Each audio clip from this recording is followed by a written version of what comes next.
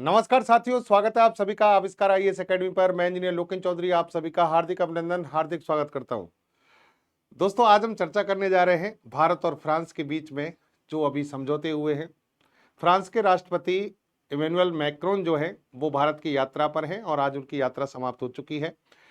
यात्रा समाप्ति पर जो हुई है वो बहुत ज़्यादा सुखद है, क्योंकि इसमें बहुत सारे अहम निर्णय लिए गए हैं और बहुत ज़्यादा चर्चा का विषय है। इस समय भारत पूरे वैश्विक पटल पर सुर्खियों में है, क्योंकि भारत में एआई इम्पैक्ट समिट भी चल रहा है। दुनिया के बहुत सारे टेक दिग्गज जो हैं वो भारत में पधारे हुए हैं। दुनिया के बहुत सारे राष्ट्र प्रमुख भारत में हैं। इसी दौरान फ्रांस के राष्ट्रपति मैक्रोन जो हैं उनकी भी यात्रा भारत में होती है और ये यात्रा चर्चा का विषय इसलिए बन जाती है क्योंकि भारत की रक्षा क्षेत्र में, भारत के अगर हम बात करें स्पेस टेक्नोलॉजी के क्षेत्र में, एआई के क्षेत्र में, ऐसा शायद ही कोई फील्ड होगा जिस पर बात ना हुई हो। यानी एक ऐसी एक यात्रा जिसमें भारत और फ्रांस के बीच में जो स्ट्रेटेजिक पार्टनरशिप का जो दौर चल रहा था उसको बहुत ज़्यादा ऊंचाई पर ले जाया गया है। तो आज के सेशन में हम इसी पर चर्चा करने जा रहे हैं। ये पूरी दुनिया में चर्चा का विषय है। क्यों है? क्योंकि यहाँ भारत के लिए बहुत ज़्यादा अहम चीज़ें होने वाली हैं। विशेष तौर पर हम पड़ोसियों की बात करें, हमारे जो पड़ोसी हैं, जो सुरक्षा की दृष्टि से इस समय हमारे लिए जो थ्रेट बने हुए हैं, कहीं ना कहीं वैश्विक एक संतुलन को देखते हुए और भारत ने अपना रक्षा के क्षेत्र में जो संतुलन अभी कायम किया है उसके लिहाज से काफ़ी इंपॉर्टेंट है। तो दोस्तों, खबर क्या है, पूरी खबर को पहले डिटेल से समझेंगे। राष्ट्रपति की जो यात्रा है पूरा उसका अवलोकन करते हैं, किस तरीके से भारत में उनका आगमन हुआ, किस तरीके से स्वागत हुआ, कौन कौन सी मेन घटनाएं हैं और सबसे अहम बात राफेल की हम बात करेंगे, H125 हेलीकॉप्टर की बात करेंगे। जो ये डील हुई है ये अपने आप में बहुत इंपॉर्टेंस रखती है। तो देखिए, खबर क्या है कि भारत में जो फ्रांस के राष्ट्रपति हैं वो आगमन करते हैं और आगमन करते हैं महाराष्ट्र में। यानी महाराष्ट्र में उनका आगमन होता है और महाराष्ट्र में जब वो उतरते हैं तो वहाँ पर भारत के प्रधानमंत्री पीएम मोदी जो है वहाँ पहुँचते हैं। और सबसे पहली जो चीज़ रही, जो यहाँ पर आकर्षण का केंद्र रही, वो ये है कि फ्रांस के जो राष्ट्रपति मैक्रोन हैं वो 26/11 के आतंकी हमले में जो हमारे जो व्यक्ति जो यहाँ पर मारे गए थे उन सभी को श्रद्धांजलि देने के लिए पहुंचे। तो ये अपने आप में एक बहुत अच्छा भावुक पल था और इस तरीके से कहीं ना कहीं हम कह सकते हैं कि भारत के प्रति एक लगाव जो है फ्रांस के राष्ट्रपति ने अपना दिखाया है। दूसरी तरफ पीएम मोदी जो हैं फ्रांस के राष्ट्रपति इमैनुअल मैक्रों के साथ जब बैठक के लिए महाराष्ट्र लोक भवन पहुंचे तो वहां पर गुजरात और महाराष्ट्र के जो राज्यपाल हैं आचार्य देवव्रत, उन्होंने भी यहाँ पर इनका स्वागत किया और पीएम मोदी जो है उनके यहाँ पर उनकी मुलाकात हुई। उसके बाद मैक्रोन जो है वो हल्के फुल्के मूड में भारत की जितनी भी सेलिब्रिटीज हैं उनसे मिलने का इन्होंने यहाँ पर कहीं ना कहीं इनको अवसर दिया। तो यहाँ पर देख सकते हैं आप, जैसे कि मनोज वाजपेयी हैं, अनिल कपूर जी हैं, ऋचा चड्ढा हैं, इन सभी से इनकी मुलाकात होती है। और अगली सुबह फ्रांस के राष्ट्रपति जो है वो मुंबई के जो बीच है उस पर घूमने निकल जाते हैं और ये चर्चा का विषय बनता है कि भारत की सड़कों पर किस तरीके से फ्री माइंड में फ्रांस के राष्ट्रपति जो है वो घूम रहे हैं। और हमारे पड़ोसी जो है यानी पाकिस्तान के कई चैनलों पर ये एक तरीके से सुर्खी बटोरती है ये खबर और वहां पर इसकी चर्चा होती है कि भारत और फ्रांस के बीच में देखिए संबंध कितने प्रगाढ़ हो रहे हैं। देखिए, यहाँ अब बात करते हैं कि चीजें क्या क्या हुई। भारत और फ्रांस के संबंध एक नई ऊंचाई पर कैसे? यहाँ पर कई ऐसे अहम डिसीजन लिए गए जिनमें सबसे पहले आप देखिए कि 1998 में भारत और फ्रांस के बीच में स्ट्रेटेजिक पार्टनरशिप शुरू हुई थी और अब ये स्पेशल ग्लोबल स्ट्रेटेजिक पार्टनरशिप के स्तर तक अपग्रेड हो गई है। मतलब ये ग्लोबल लेवल पर आप ये कह सकते हैं कि एक बहुत बड़ी स्ट्रेटेजिक पार्टनरशिप है जिसमें दोनों देश एक दूसरे को सहयोग करने के लिए ईमानदारी से काम कर रहे हैं। यानी फ्रांस भी हमारे लिए काम कर रहा है और भारत भी फ्रांस के लिए काम कर रहा है। यहाँ पर जैसे कि हेलीकॉप्टर की बात हुई, प्रधानमंत्री जो हैं उन्होंने कहा कि भारत और फ्रांस मिलकर माउंट एवरेस्ट तक की उड़ान भरने वाला एक हेलीकॉप्टर बनाने वाले हैं जिसका नाम है H125। इसकी तकनीकी विशेषताओं के बारे में आगे हम चर्चा करेंगे। दूसरी तरफ देखिए, फ्रांस के जो राष्ट्रपति हैं उन्होंने एक बहुत अच्छा मैसेज ये दिया। इन्होंने ये कहा कि भारत को अब आप अंडर एस्टिमेट नहीं कर सकते। भारत जो है वो एक ग्लोबल लीडर बन चुका है, ग्लोबल इनोवेशन लीडर बन चुका है, क्योंकि दुनिया के ज्यादातर जो बड़ी कंपनियां हैं उनके सीईओ भारत से हैं। और बाकायदा उन्होंने नाम गिनाए जिन जिन कंपनियों के सीईओ हैं वो भारत से हैं, उन सभी के बाकायदा उन्होंने नाम गिनाए कि अब भारत को आप किसी भी तरीके से अंडर एस्टिमेट मत कीजिए। भारत एक इनोवेटिव लीडर है, यानी भारत में अब नवाचार जो है उसकी लहर है। और जैसे कि जो आप कह देखिए सीईओ जो आए हुए हैं एआई इम्पैक्ट समिट में, उसमें सुंदर पिचई का अगर आपने भाषण सुना हो तो वो व्यक्ति ये कहता है कि क्योंकि वो भारतीय मूल के ही हैं, भारत के हैं, तो उन्होंने ये कहा कि भारत में पिछले 10 सालों में जितना डेवलपमेंट हुआ है उसको देखकर मैं आश्चर्यचकित हूँ। यानी पहले जो चीज़ें थी और आज मैंने जो चीज़ें देखी हैं उनमें बहुत ज़्यादा डिफरेंस है। तो ये यहाँ पर एक अच्छा प्रतीक है, एक अच्छी बात है। भारत और फ्रांस की साझेदारी जो है वैश्विक स्थिरता के लिए एक मजबूत ताकत है। यहाँ पर दोनों जो प्रमुख हैं उन्होंने ये बात कही कि इस समय दुनिया जो है वैश्विक अस्थिरता से गुजर रही है, यानी इनस्टेबिलिटी पूरी दुनिया में दिख रही है। ग्लोबल लेवल पर बहुत सारी ऐसी जो घटनाएं हो रही हैं, यानी बहुत सारे देश हैं जो युद्ध में उलझे हुए हैं।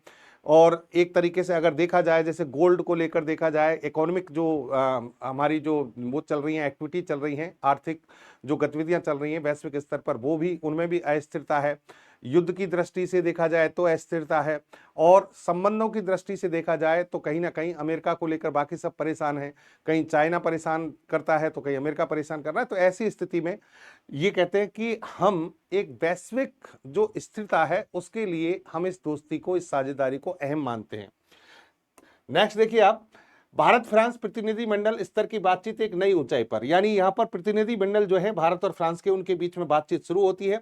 और इसमें डिजिटल तकनीक, छात्रों की आवाजाही, रक्षा सुरक्षा, इनोवेशन, संस्कृति, ग्रीन पाथवे, इन सभी पर चर्चा होती है, जिन पर एक एक करके हम बात करेंगे।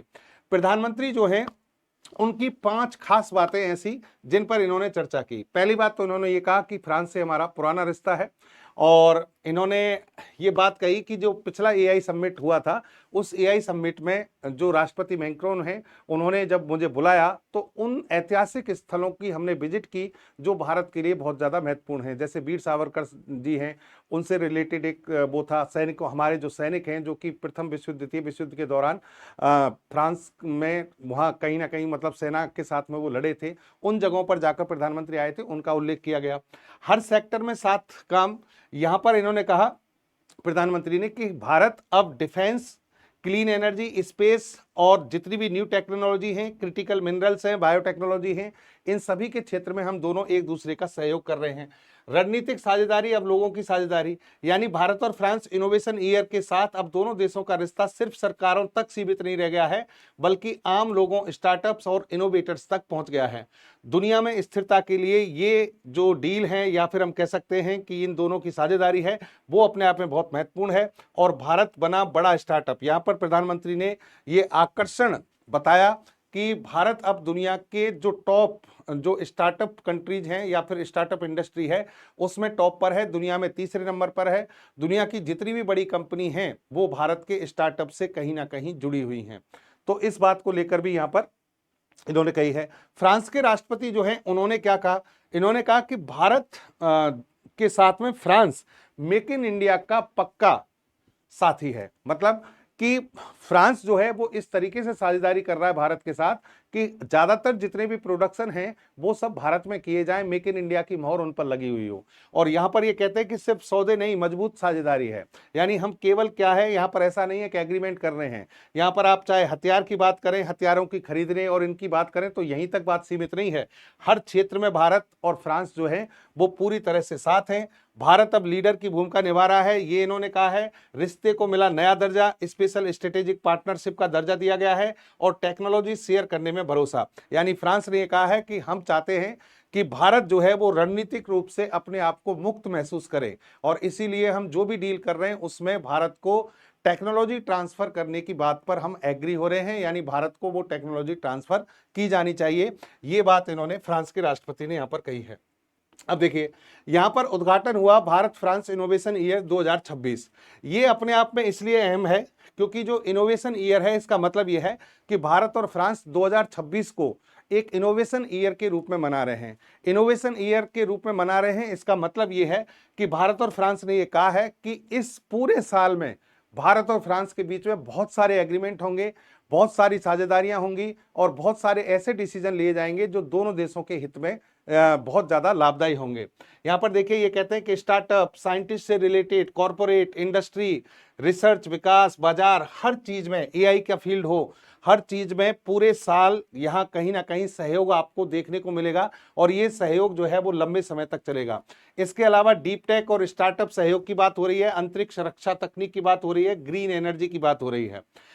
यहाँ पर फ्रांस से ये कहते हैं कि 110 से ज्यादा कंपनी जो हैं वो यहाँ बिजनेस करना चाहती हैं, 110 से ज्यादा कंपनी जो हैं वो इन्वेस्टमेंट करना चाहती हैं और मुंबई और बेंगलुरु में भारतीय कंपनियों के साथ साझेदारी पर उनसे चर्चा चल रही है। तो इसके अलावा यहाँ पर भारत और फ्रांसीसी जो कंपनियां हैं उनके भविष्य का रोड मैप भी तैयार किया गया। कुल मिलाकर भारत और फ्रांस के बीच में जो ये समिट हुआ है, या फिर हम कहें कि भारत फ्रांस के बीच में ये जो कह सकते हैं कि ये यात्रा हुई है फ्रांस के राष्ट्रपति की, उसमें लगभग 20 के आसपास बड़े समझौते हुए हैं और ये समझौते डिफेंस के क्षेत्र में भी हैं, तकनीक और इनोवेशन के क्षेत्र में हैं, एजुकेशन और स्किलिंग और हेल्थ, इन सभी क्षेत्रों में यहाँ पर कोई ना कोई महत्वपूर्ण बात हुई है। अब हम आते हैं दोस्तों, सबसे इंपॉर्टेंट जो बात है वो है राफेल। भारत की सुरक्षा को लेकर लड़ाकू विमानों के बारे में बहुत पहले से चिंताएं चल रही थी। भारत के पास में सबसे जो मोस्ट इंपॉर्टेंट लड़ाकू विमान है वो है राफेल, क्योंकि भारत का खुद का जो तेजस विमान है अभी उस पर काम चल रहा है। इसके अलावा सुखोई 30 MKI है, या फिर हम 5th जनरेशन के फाइटर जेट को बहुत लंबे समय से टालते आ रहे थे, उसे परचेज नहीं कर रहे थे और अब ऐसा लगता है कि उनकी शायद आवश्यकता नहीं पड़ेगी। उसका कारण समझिए, उसका कारण यह है कि जो राफेल है उसके 3 संस्करण होते हैं, F3, F4 और F5। जो हमने 36 राफेल खरीदे थे फ्रांस से वो F3 वर्जन के हैं, F3 संस्करण के हैं जो हमने परचेज किए थे। यानी ये पुराना लेकिन पूरी तरह ऑपरेशनल वर्जन है। जो 36 विमान हमें दिए गए थे वो इसी संस्करण के हैं। इनकी विशेषताएं आपको बताएंगे। अब लेकिन जो हमने 116, 114 जो लड़ाकू विमान हैं उनके बारे में जो हमने बात की है, वो लड़ाकू विमान हमें F3 वेरिएंट के नहीं दिए जाएंगे बल्कि F4 वेरिएंट जो कि लेटेस्ट अपग्रेड वर्जन है और F5 वर्जन जो है उसके दिए जाएंगे। यानी टोटल जो विमान हैं उनमें से कुछ विमान जो हैं सुपर राफेल हैं। सुपर राफेल का मतलब वो F5 वेरिएंट के हैं। अब आपको अंतर बताते हैं कि F3, F4 और F5 में क्या वेरिएंट में क्या डिफरेंस है। देखिए F3 वेरिएंट जो है, F3 वेरिएंट अगर इसके फीचर्स की बात करें तो इसमें air to air, air to ground हमले वाली जो मिसाइल्स हैं वो लगी हुई हैं। न्यूक्लियर मिशन भी ये यानी न्यूक्लियर जो वॉर है वो भी कर सकती है, हमला कर सकती है। इसमें जो ऐसा रडार है, आधुनिक मिसाइल सपोर्ट सिस्टम है, वो सब कुछ इसमें लगा हुआ है F3 में और इसी राफेल का हम अब तक उपयोग करते आ रहे हैं। लेकिन जो F4 है वो F3 का अपग्रेड वर्जन है। ज्यादा एडवांस रडार सिस्टम और सेंसर इसमें लगे हुए हैं। दुश्मन के रडार और मिसाइल से बेहतर सुरक्षा है। दूसरे फाइटर जेट ड्रोन से सीधा डेटा शेयर करने में सक्षम है और ऑपरेशन के लिए कम समय में तैयार हो सकता है। लेकिन F5 की बात करें तो F5 जो इनका वेरिएंट है वो ऑलमोस्ट यूं समझिए कि 5th जनरेशन का फाइटर जेट है, क्योंकि इसमें स्टिल्थ टेक्नोलॉजी का भरपूर उपयोग किया गया है। इसमें एआई कमांड का बहुत एआई जो सेंटर है या फिर आर्टिफिशियल इंटेलिजेंस से जो कमांड कंट्रोल सेंटर है उसको डेवलप किया गया है। एआई का बहुत ज्यादा उपयोग है। ड्रोन के साथ काम करने की क्षमता एआई और ड्रोन के साथ, भविष्य के इलेक्ट्रॉनिक वारफेयर सिस्टम के लिए तैयार है। रेडिएशन का मुकाबला करने की शक्ति होगी, यानी रेडिएशंस के आधार पर जो वॉर होगा उसमें ये जो लड़ाकू विमान है ये माहिर है और ध्वनि की गति से 6 से 7 गुना तेज चल सकता है। इसका मतलब ये एक हाइपरसोनिक विमान है जो 6 से 7 गुना स्पीड से ध्वनि की तुलना में चल सकता है। तो F5 जो है, F5 इसकी डिलीवरी होगी 2030 के बाद और F4 वेरिएंट जो है वो 2028-29 से इनकी डिलीवरी शुरू हो जाएगी। भारत ने 2016 में 36 राफेल का एक सौदा किया था, आप सभी को याद हो, फ्रांस के साथ में। और देखिए फ्रांस के अलावा हमने अमेरिका से भी सौदा किया था, अमेरिका से इंजनों के लिए किया था, इधर रसिया से भी हमारा हुआ था सौदा। लेकिन इन सब में अगर देखा जाए सटीक टाइम पर जो डिलीवरी हुई है वो फ्रांस की हुई है। 2016 में हमने यहाँ इनसे लगभग 59,000 करोड़ की एक डील की थी और सभी 36 विमान 2022 तक भारतीय वायुसेना को दे दिए गए थे। तो ये बिल्कुल एक्यूरेट टाइम पर यहाँ पर डिलीवरी हुई और हमने ये जो स्क्वाड्रन है अंबाला एयरबेस और इधर हासीमारा एयरबेस पश्चिम बंगाल में, यहां पर राफेल को तैनात किया हुआ है। ये जो राफेल है जो हमें प्राप्त हुआ था F3 वेरिएंट का, इसमें एक बहुत ही शानदार मिसाइल है meteor air to air missile, फिर इसकी स्काल्प क्रूज मिसाइल है और मीका MICA मिसाइल सिस्टम इसमें लगा हुआ है। एडवांस हथियार वायुसेना की मारक क्षमता को ये काफी बढ़ाते हैं। अब सोचिए कि ये जो राफेल है जब इतना घातक था तो F4 और F5 वेरिएंट जो हैं वो अपने आप में और ज्यादा खतरनाक होने वाले हैं। टोटल अब जो डील हुई है, नई डील जो हुई है वो 114 राफेल के लिए हुई है, जिनमें से 18 राफेल फ्रांस खुद बनाकर देगा और 96 जो राफेल हैं वो भारत में बनाए जाएंगे। अब देखो दोस्तों, इन 114 में से ये तो रही बात कहां पर बनेंगे कैसे होगा, लेकिन इन 114 में से जो राफेल हैं वो वेरिएंट कौन सा होगा ये बड़ा इंपॉर्टेंट है। तो इनमें F3 वेरिएंट के लड़ाकू विमान नहीं होंगे, इसमें F5 वेरिएंट के लगभग 24 विमान होंगे। यानी ये लड़ाकू विमान ये मान के चलिए 5th जनरेशन के हैं, इनको सुपर राफेल की उपमा दी गई है और बाकी के जितने भी हैं वो सब F4 वेरिएंट में होंगे। यानी 114 जो विमान हैं उनमें से 24 विमान जो हैं वो F5 वेरिएंट के होंगे। 5th जनरेशन जो क्वालिटी होती है उसके अकॉर्डिंग स्टील्थ टेक्नोलॉजी पर आधारित होंगे, इनकी मारक क्षमता और ज्यादा घातक होगी और बाकी के जो हैं वो सभी F4 वेरिएंट के अंतर्गत आएंगे। और यहाँ पर देखिए दसॉल्ट एविएशन और रिलायंस इंफ्रास्ट्रक्चर इनके बीच में एक साझा हो चुका है, यानी एक एग्रीमेंट हो चुका है और Dassault Reliance aerospace limited DRAL इसकी स्थापना की जा चुकी है। यहां पर जो भी प्रोडक्शन होगा 96 एयरक्राफ्ट जो हैं उनमें से 60% जो उनके कलपुर्जे हैं वो भारत में बनाए जाएंगे। और यहां पर रिलायंस और दसॉल्ट एविएशन की जो हिस्सेदारी है उसको देखें तो यहां दसॉल्ट एविएशन ने अपनी हिस्सेदारी 49% से बढ़ाकर 51% तक कर दी है। तो कुल मिलाकर, और यहां पर यह भी बात कही गई है कि भारत के जो वेपन सिस्टम है उनके साथ भी इंटीग्रेशन करने योग्य इनको बनाया जाएगा। इसके अलावा एक और चीज जो यहां पर चर्चा में रही वो ये है कि प्रधानमंत्री मोदी और मैक्रोन जो हैं उन्होंने Tata Airways helicopter assembly line का उद्घाटन किया। अब ये Tata Airways helicopter assembly line जो है वो क्यों इंपॉर्टेंट है वो समझिए। प्रधानमंत्री मोदी और फ्रांस के राष्ट्रपति इमैनुअल मैक्रोन ने कर्नाटक के वेमगल में Tata Airways H125 light utility helicopter की लास्ट असेंबली लाइन का ऑनलाइन उद्घाटन किया। यानी ये वो लाइन है जहां H125 जो हेलीकॉप्टर है उसका डेवलपमेंट किया जाएगा। ये वही हेलीकॉप्टर है जिसके लिए प्रधानमंत्री मोदी कह रहे हैं कि हम माउंट एवरेस्ट से भी ऊंची उड़ान भरने वाला एक हेलीकॉप्टर बनाने जा रहे हैं जो जिसमें दोनों देश जो है वो सहयोग करेंगे। तो ये जो डील हुई है इन दोनों देशों के बीच में, ये डील अपने आप में एक रणनीतिक साझेदारी को दिखाती है और इसमें टाटा और एयरबस हेलीकॉप्टर जो टाटा और एयरबस जो है वो इस हेलीकॉप्टर को यहाँ पर डेवलप कर रहे हैं। इस हेलीकॉप्टर की खास बात क्या है, किस पर्पज से बनाया गया है, ये देखिए मल्टी रोल हेलीकॉप्टर है। ये हाई ऑल्टीट्यूड ऑपरेशंस के लिए बनाया गया है, यानी बहुत ज्यादा ऊंचाई पर कोई ऑपरेशन करना हो तो उसके लिए ये 29,000 फीट की ऊंचाई तक उड़ान भर सकता है। फिर आपदा प्रबंधन के क्षेत्र में, डिसास्टर मैनेजमेंट के क्षेत्र में यह हेलीकॉप्टर बहुत सहायक होगा। कहीं पे मान लीजिए भूकंप आ गया है, भूस्खलन हो गया है, बाढ़ आ गई है, तो वहां पर इस हेलीकॉप्टर की उपयोगिता काफी अच्छी साबित होती है। आपातकालीन चिकित्सा सेवा, यानी दूर दराज के इलाकों में कहीं मान लीजिए आपको मेडिकल सर्विस भेजनी है, युद्ध की स्थिति में भेजनी है, चाहे सामान्य स्थिति में भेजनी है, तो उस समय भी ये हेलीकॉप्टर बहुत ज्यादा काम आता है।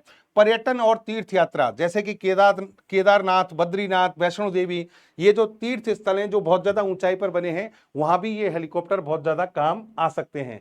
निगरानी और कानून व्यवस्था, अगर मान लीजिए गश्त लगाने के लिए या पुलिस को निगरानी करने के लिए, आर्मी को निगरानी करने के लिए अगर इस हेलीकॉप्टर की आवश्यकता है तो वहां पर भी ये अपनी जो विशेषताएं हैं उनके कारण खरा उतरेगा। इस हेलीकॉप्टर की क्षमता को अगर देखें तो इसमें एक सैफ्रॉन एरियल 2D टर्बोसाफ्ट इंजन लगा है। एक पायलट और 5 से 6 यात्री इसमें बैठ सकते हैं। इसकी स्पीड जो है 245 किलोमीटर प्रति घंटे की है। लगभग 630 किलोमीटर की रेंज तक ये एक बार में उड़ान भर सकता है। 23,000 फीट तक इसकी परिचालन सीमा है और 1400 किलोग्राम तक का वजन यानी पेलोड उठा सकता है ये भारी हुक पर अगर इसको लगाया जाए। तो इस तरीके से ये जो हेलीकॉप्टर है वो अपने आप में बहुत ज्यादा खास है। इसकी मेंटेनेंस बहुत कम करनी पड़ती है क्योंकि इसकी स्ट्रक्चर इसी तरीके से बनाई गई है। पायलट के लिए डैशबोर्ड पर एक स्क्रीन लगी है, स्मार्ट स्क्रीन है ये, ताकि जो पायलट है उसको उड़ान और इंजन की सारी जो स्थिति है वो सटीक रूप से दिखाई दे सके। हेलीकॉप्टर अत्यधिक गर्मी और बहुत अधिक ऊंचाई वाले वातावरण में आसानी से काम कर सकता है पूरी शक्ति के साथ में। और इसका जो इंजन है वो इस तरीके से डेवलप किया गया है, फुली डिजिटल इंजन कंट्रोल है, जो ईंधन की खपत कम करता है और ज्यादा दूरी तक चल सकता है। तो ये थी बात दोस्तों जो रक्षा के क्षेत्र में बात हुई। अब हम बात करते हैं कि यहाँ पर कुछ ऐतिहासिक और सांस्कृतिक बातें हुई। जैसा कि मैंने आपको कहा था, प्रथम विश्व युद्ध के समय हमारे जो सैनिक थे, एक मार्सले शहर है फ्रांस का, वहां पर इन्होंने कदम रखे थे, तो उसको याद किया गया। वीर सावरकर की जो ऐतिहासिक यात्रा थी 1910 में, उसको याद किया गया। और फिर मोदी जी जो हैं उन्होंने एआई समिट के बारे में यहाँ पर बात की, और फ्रांस के राष्ट्रपति जो है उन्होंने भी एआई के क्षेत्र में भारत की जो मजबूत स्थिति है उसके बारे में बताया। यहाँ पर एक और बात हुई कि फ्रांस में खुलेगा स्वामी विवेकानंद कल्चरल सेंटर, यानी फ्रांस में विवेकानंद जी जो हैं इनका एक सांस्कृतिक सेंटर खोला जाएगा। भारत और फ्रांस आतंकवाद से साथ मिलकर लड़ेंगे और इंडो पैसिफिक जो रीजन है उसमें आतंकवाद का खात्मा करने के लिए दोनों देशों ने प्रतिबद्धता दिखाई है। तो ये सारी बातें जो हैं फ्रांस के राष्ट्रपति इमैनुअल मैक्रोन जो हैं उनकी यात्रा के समय हुई हैं, और इसमें इतने सारे डिसीजंस हैं कि इन पर अगर हम बात करने लगे तो बहुत सारा समय लग जाएगा। जो प्रमुख बातें थी वो मैंने ऑलमोस्ट आपसे डिस्कस कर ली हैं। उम्मीद करता हूं आपको चीज़ें पहुंच गई होंगी, बेहतर समझ में आ गई होंगी। मिलते हैं अगले सेशन में। बहुत बहुत धन्यवाद।